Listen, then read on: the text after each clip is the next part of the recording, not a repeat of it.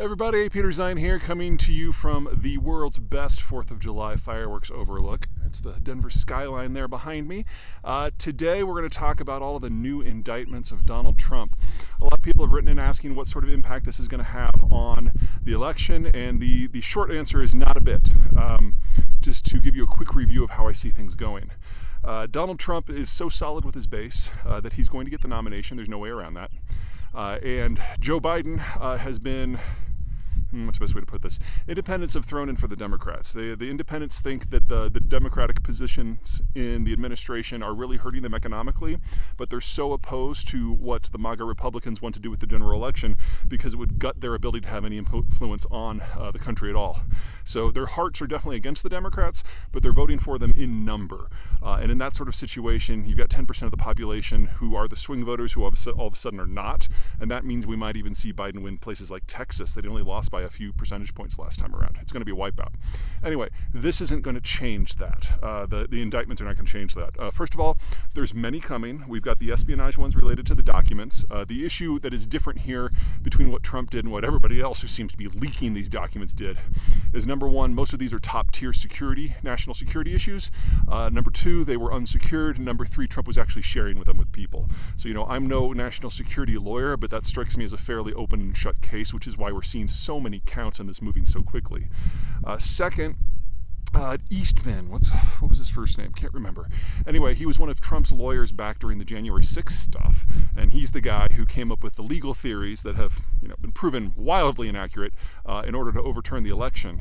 He is now in the process of getting disbarred, and if you look at the list of people who are testifying as part of that, there are people who were all close to the administration who haven't spoken yet. So there's probably some interesting bombshells, especially from Eastman himself, that are going to throw some more indictments Trump's way. But that doesn't really matter.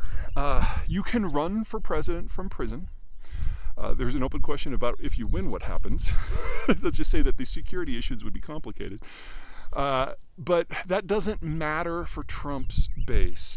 MAGA Republicans assume that anything that reflects badly on Trump is a plot, or maybe even something to boast about. And Trump is now at the point where he's so ensconced as a leader of a cult of personality that he could live stream the abortion of his trans lover and he would still get the nomination. Remember, in the Republican system, first past the post wins. You need one more vote than the other guy. And as soon as we had 4 people in the race with him, that meant that he couldn't lose. And now we've got like 8 or 9.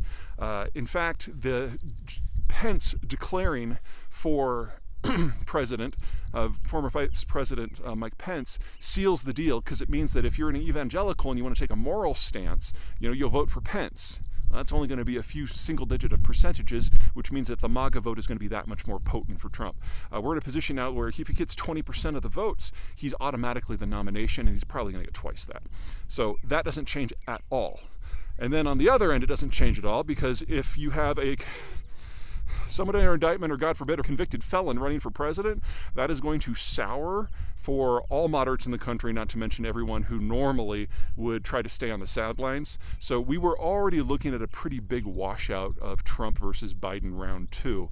This just makes it that much more extreme. Now, of course, this is all dependent upon 2 things. Number one, Joe Biden has to live until the election, not a non-risk. And number 2, Donald Trump has to live until the election.